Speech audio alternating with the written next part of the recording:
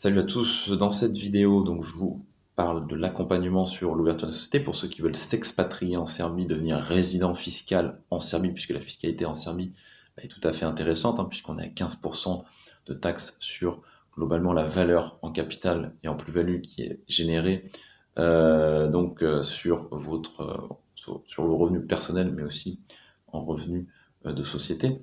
Et puis, on a une imposition aussi intéressante pour l'immobilier, puisqu'on est taxé à 10,5% net sur les revenus locatifs, par exemple, si vous voulez avoir de l'immobilier. Donc, ça, c'est pour le côté fiscalité. Donc, si vous voulez profiter de cet avantage, il faut bien sûr pouvoir résider en Serbie légalement, et puis avoir donc non seulement la carte de résident, mais si vous n'investissez pas dans l'immobilier, bien là, vous allez devoir donc passer par la case société, donc ouvrir une société avec laquelle bien vous allez me transmettre des informations si vous voulez être accompagné sur ce process-là, donc société, carte de résident et ouverture de compte en banque.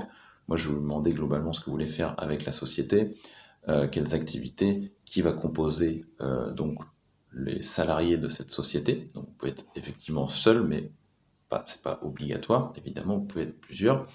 Et puis, voir aussi la situation familiale. Est-ce que vous voulez ramener donc au passage expatrier votre famille?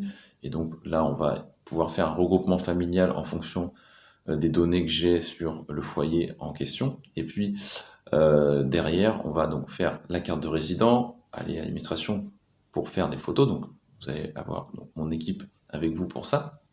Et puis derrière, l'ouverture des comptes en banque, donc compte en banque de société, compte en banque personnel, choisir donc quel type de carte bancaire vous voulez.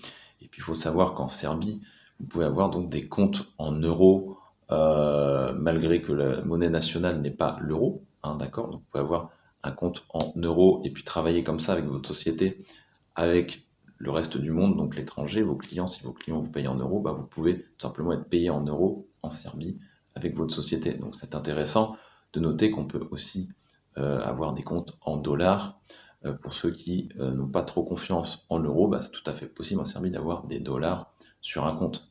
Donc c'est intéressant d'avoir toutes ces possibilités-là, autour donc de, on va dire, du système bancaire financier lié à votre société. Sur la carte de résident, donc avec cette carte de résident, elle est donc bien sûr valable 1 an. Après, vous devez la renouveler chaque année.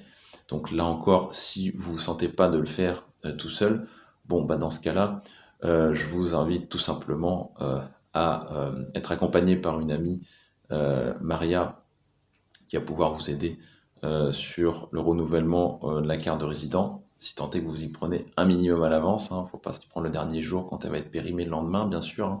Je vous recommande de vous préparer 45 jours avant pour préparer le renouvellement et qu'on voit ensemble ensuite pour le faire dans les règles de l'art administration sans que vous soyez en retard.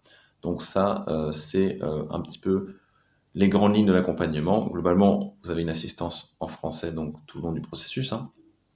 Et puis, quand vous avez la carte de résident, les comptes en banque ouverts, l'accompagnement s'arrête là. Vous avez tout qui est en fonction. Vous avez un comptable, vous avez une société qui peut facturer, vous avez des comptes en banque qui peuvent recevoir de l'argent.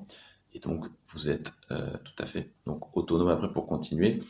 Et donc, ça vous donne donc une idée de ce qui est possible sur l'expatriation en Serbie, donc avec Français Serbie.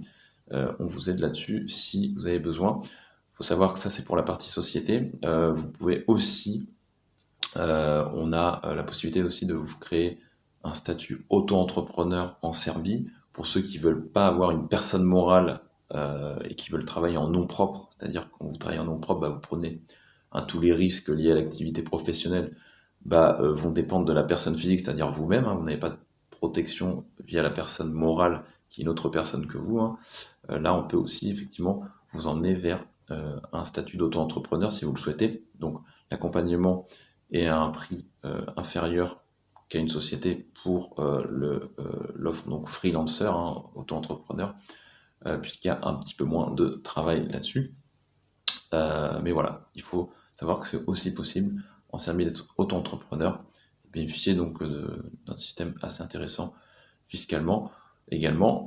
Mais bien sûr, quand vous êtes auto-entrepreneur, vous n'avez pas une obligation d'avoir de la comptabilité, en tout cas de tenir une comptabilité avec un comptable, d'accord? Donc ça veut dire que vous n'avez pas de frais de comptabilité à payer chaque mois. Par contre, bah, il va falloir que vous soyez un petit peu plus autonome, bien sûr, dans la gestion de votre activité, hein, puisque vous n'avez pas de comptable pour vous accompagner sur la partie, on va dire, administrative, je dirais pas quotidienne, mais plutôt, on va dire, mensuelle, sur 12 mois, donc d'une année d'activité professionnelle. Voilà.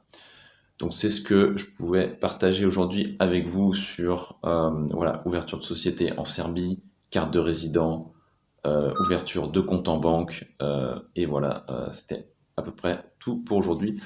Si vous avez des questions, vous avez tout en description. En dessous de chaque vidéo, vous avez les liens, donc site, adresse email, vous avez tout. Je vous laisse là-dessus et je vous dis à bientôt. Ciao!